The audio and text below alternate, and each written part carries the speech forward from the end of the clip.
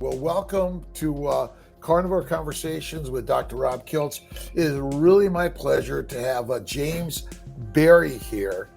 20 years in the culinary field, started as a private chef, cooking for celebrities such as Tom Cruise, George Clooney, Gerard Butler, Sean Puffy Combs, Mariska, Hargitay, Law and Order, Barbra Streisand, John Cusack, and most recently, James has launched his first functional food product, Pluck, an organ-based seasoning.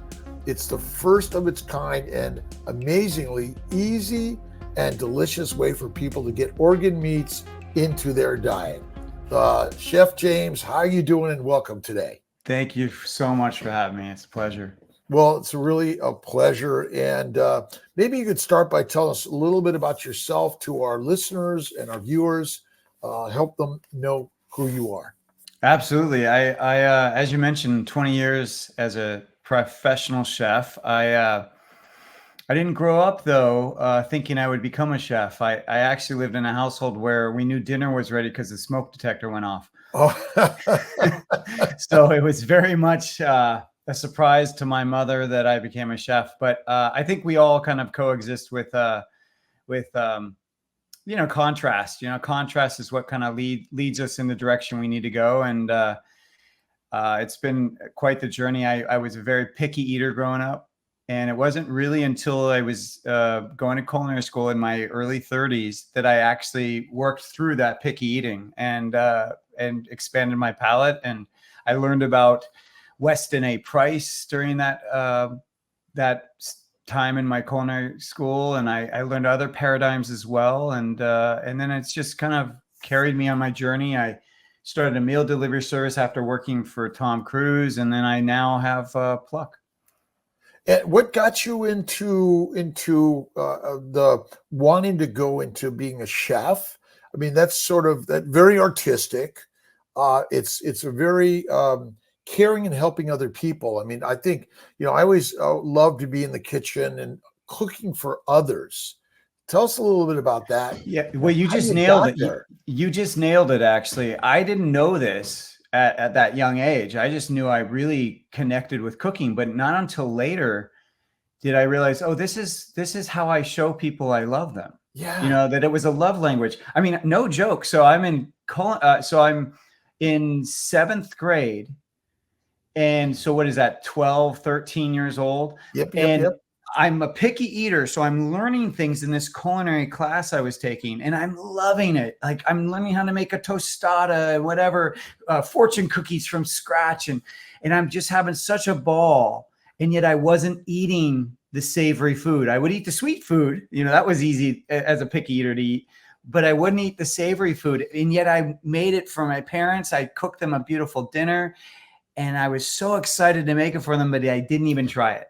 That's how picky of an eater I was. However, it really highlighted that, oh, I'm doing this because I want to show them how I feel and how much I love them. So there was the need that we don't always know why we're doing something, but then it opens up at some point. I grew up, my parents loved to cook. My father was a big cook, and I learned to cook mostly from my father, big Italian the family at the time, but the culinary experience is quite amazing. Go ahead.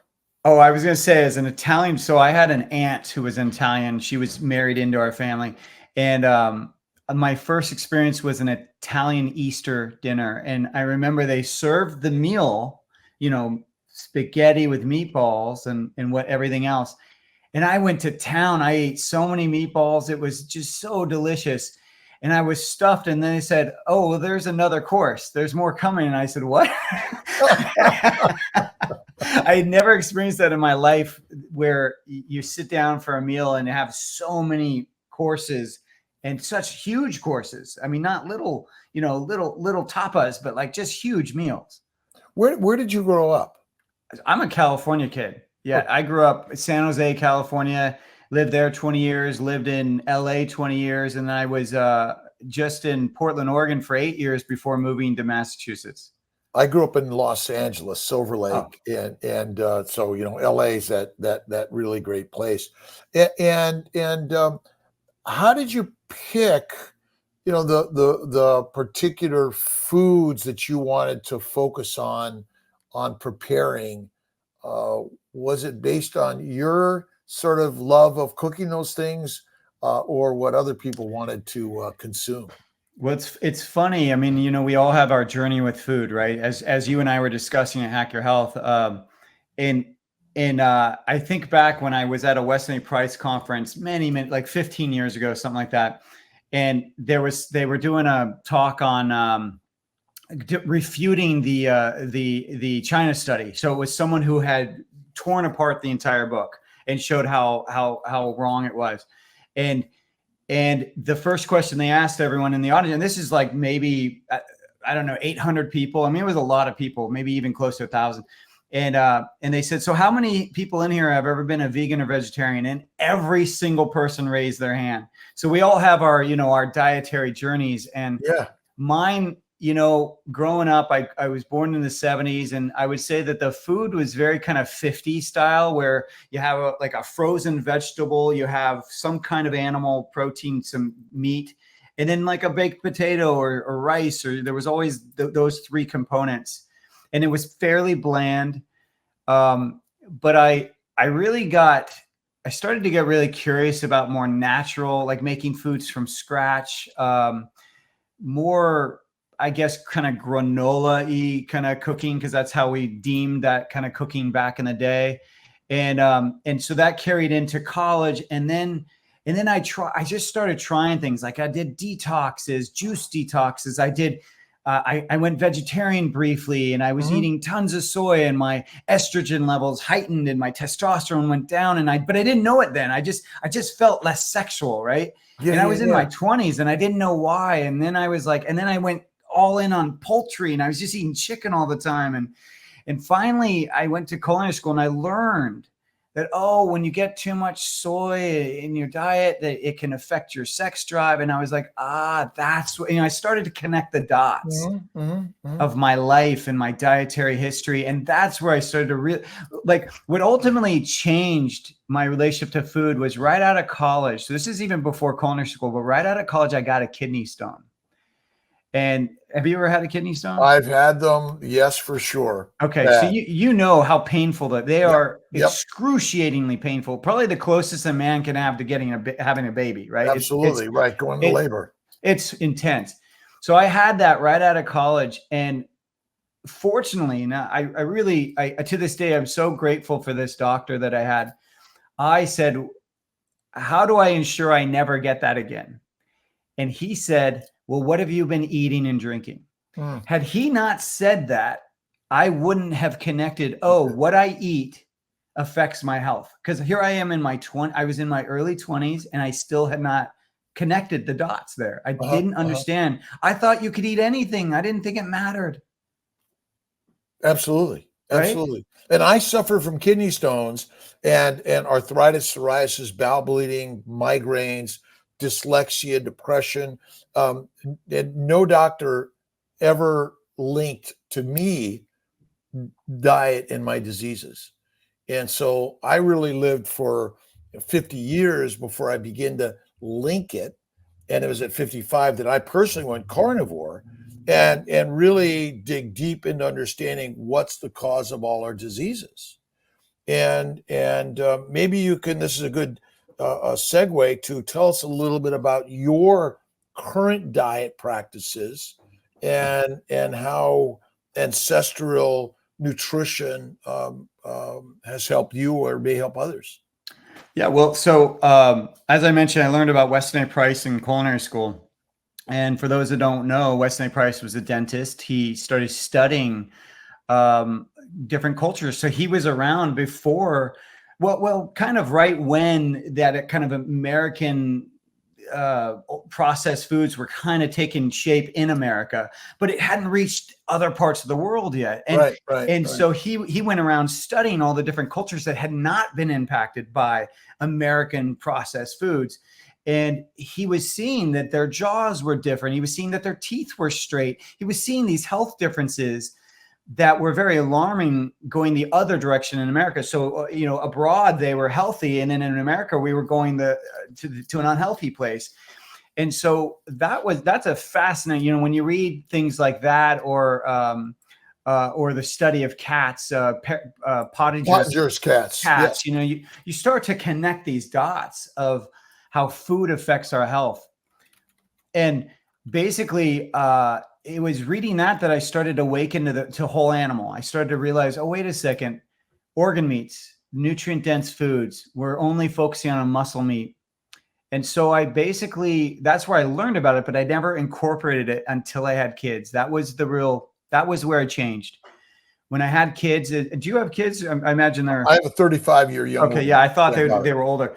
Yeah, so then that once you have kids, your why towards being healthy becomes, I want to live as long as possible to be present for my kids. I mean, at least that's what it was for me, and so I really started as a chef, because one of my specialties as a chef is I would work with people who had seen doctors like yourself, or had seen nutritionists or dietitians, and those people would say, okay, this is what's going on and this is why.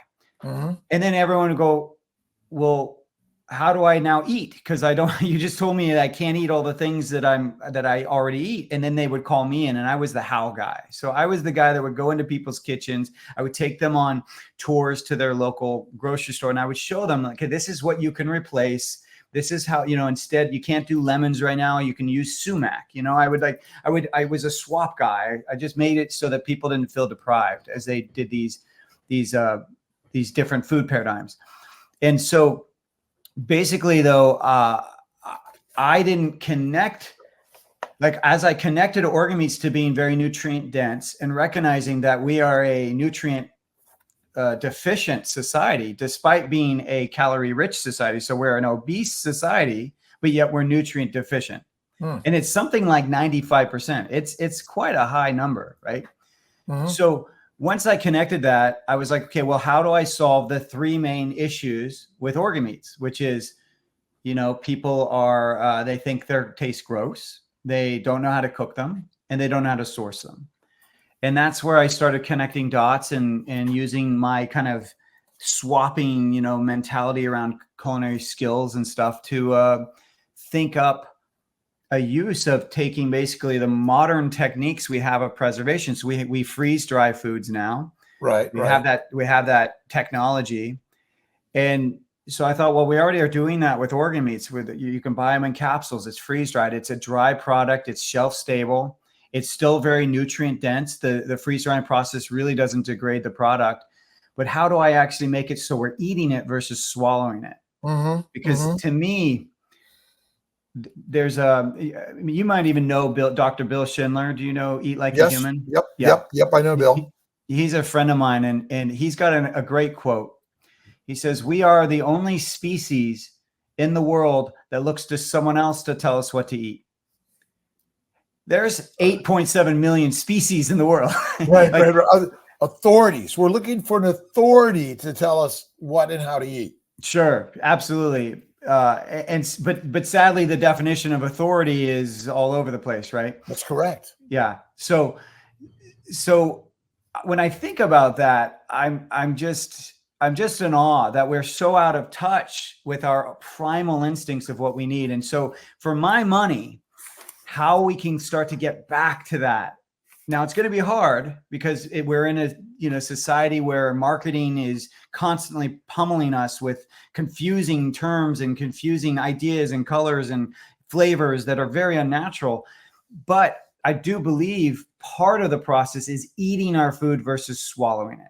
If we can actually use our lingual neural response, the process of touching food, looking at it, hearing food when it's, let's just say we're out in nature, we might hear something drop from a tree, like using our senses, the sense of taste as the mastication, deepens the flavor of the food. These are the communication lines of how our body gets the communication of what it needs and wants, or more so how our brain gets that communication from our body.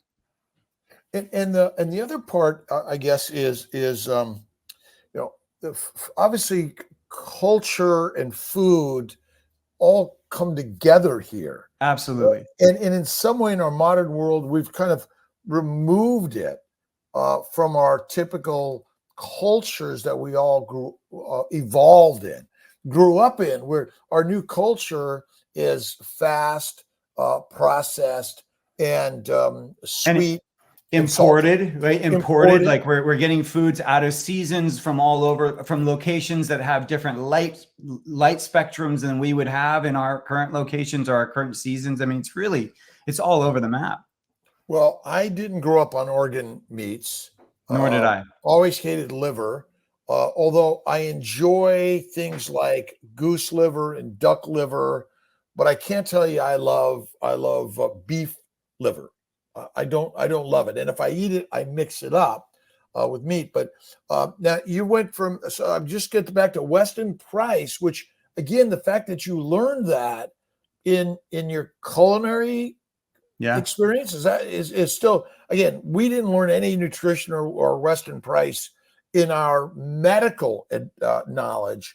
I mean, it's still not happening. You know that it's still not happening. And if it is, it's still like 2 weeks of nutritional support. And it's still not, you're not necessarily learning about Weston Price. You might be learning other parts of nutrition, and it's very sparse. Okay. So in the food we eat, and likely in our ancient evolution, we killed the animal. We ate like lions, the core, which is the organ meats, which are likely easier to get to and faster than trying to get the muscle meat. Well, so Bill Schindler, actually, I refer to him a lot because he and I see this so similarly, but he has that archaeological perspective that I don't have, because he's a professor of archaeology. But the way he talks about it is, so we started out evolutionary wise, we started out as scavengers, right? But that takes a lot of effort. You're basically scavenging, or really you're foraging. Sorry. So you're foraging for nutrition all day. I mean, it literally could take you all day to get the calories from foraging that you need. And of course our brains are really small. Then there's so many things that go with foraging, right? That later change. And then he talks about how then we became scavengers.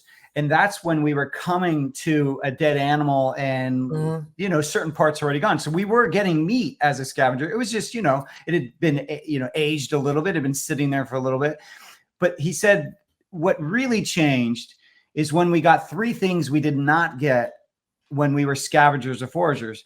And that is when we got a tool and we became a predator. And when we became the predator, we got blood, we got organs, and we got fat. Three things we did not previously get because those were already gone. Right. Those were already taken. And that's when we also got fire around that time. I mean, there's lots of things that changed there. But one of the big ones is as our brains grew. And that enables us to now talk and have these conversations. But something that Bill brings to the table, and I believe this, but I love how he explains it. So all species have something that gives them an advantage for their species, right? So some might have claws, teeth, sharp teeth, really big ears to hear, eyes that can see in the dark. They all have something to maintain that species, to propagate, right? Well, the way he talks about it is, so when our brains grew bigger, we sacrificed our digestive system. We weren't able to eat the things. And I know you talk about this a lot. We weren't able to eat the things that we used to forage, right? A lot of the things in nature, we weren't able to process those, break down the chemicals that are in those that make, getting nutrients, the phytonutrients. You weren't able to get all that stuff. But what we gained, though, is a bigger brain. And we gain the ability to build a stomach outside of our body.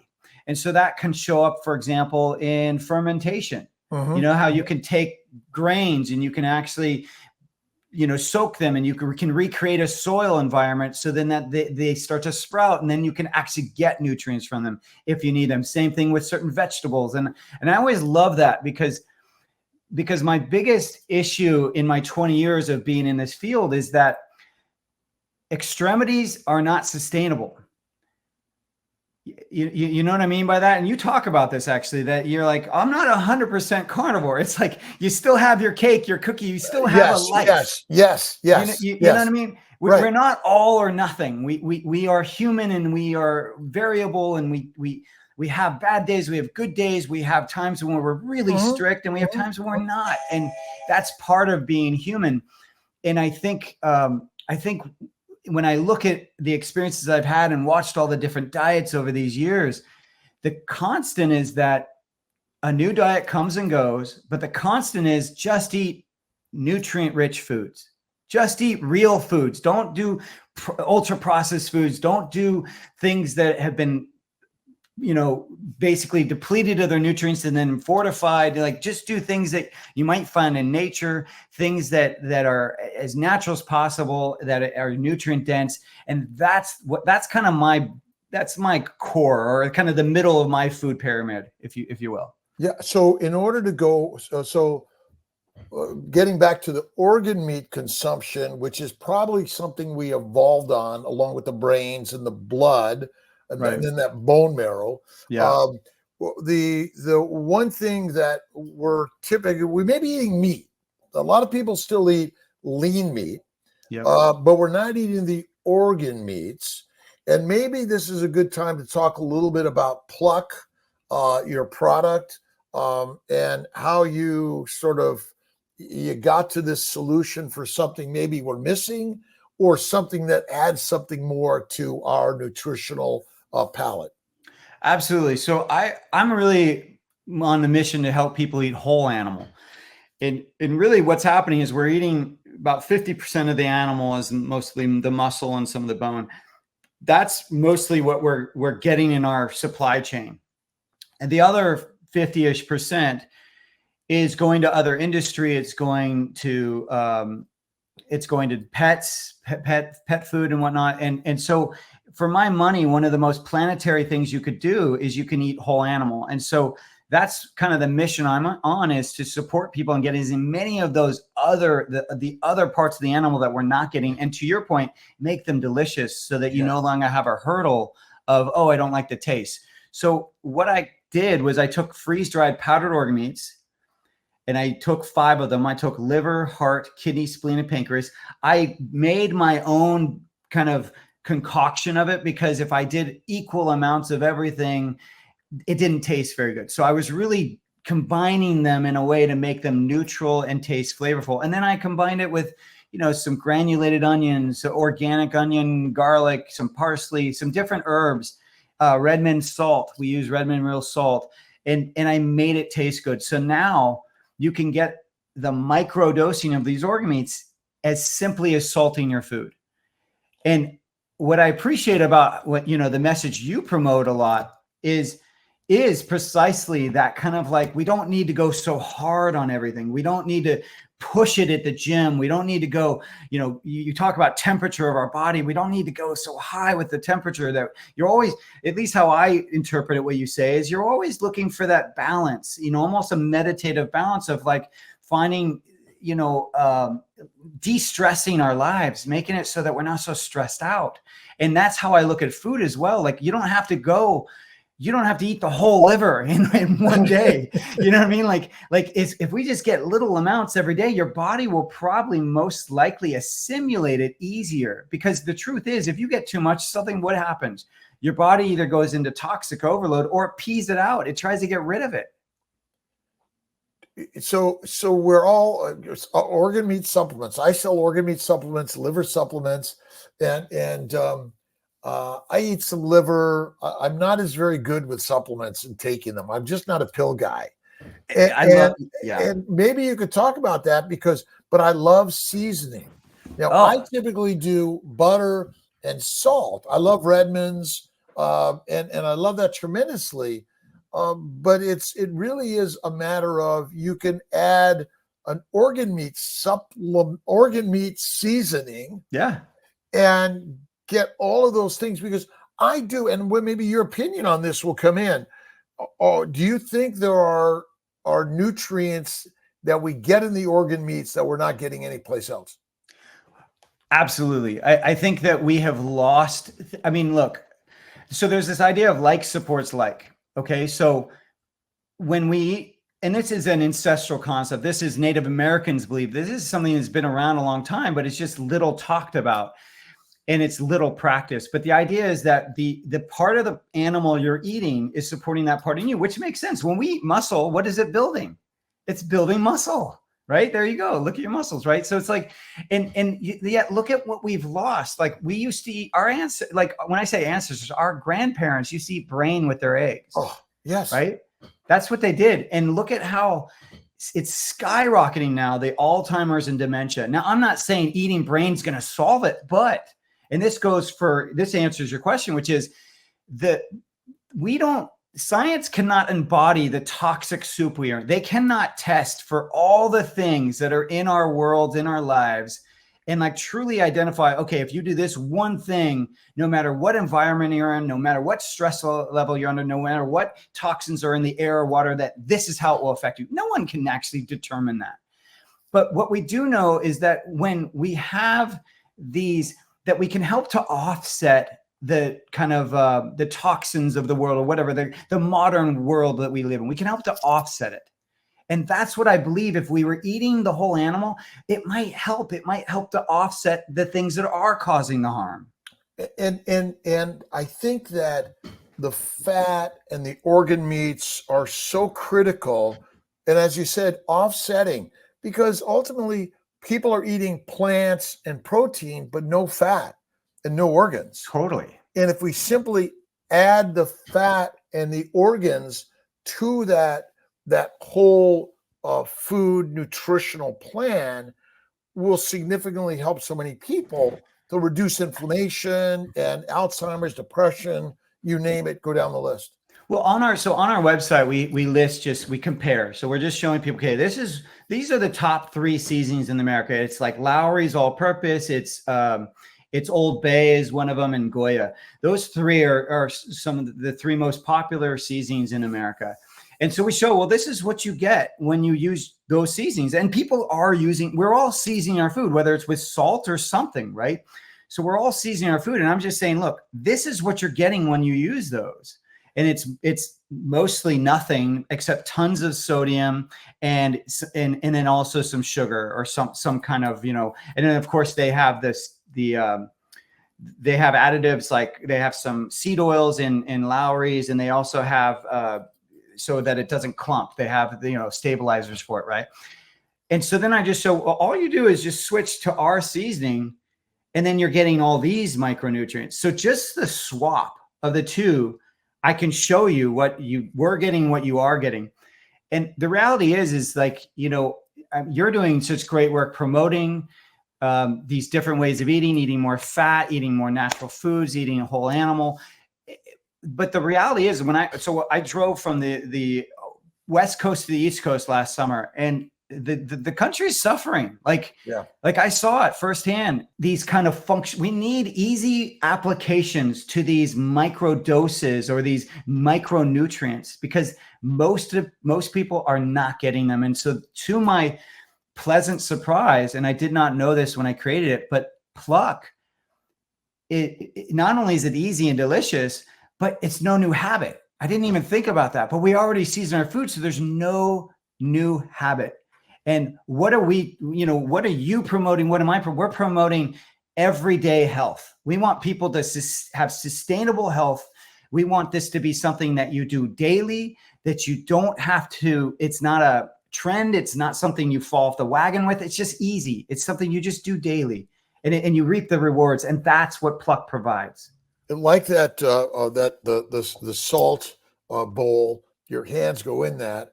I imagine the Pluck bowl. And we're plucking it and spreading it and seasoning it with not only the thing we're told not to use, which is salt, but it actually is the best thing you could use. Right. But the other seasoning, but the organ meats. Tell us a little bit about where did Pluck? How'd you pluck? Why Pluck?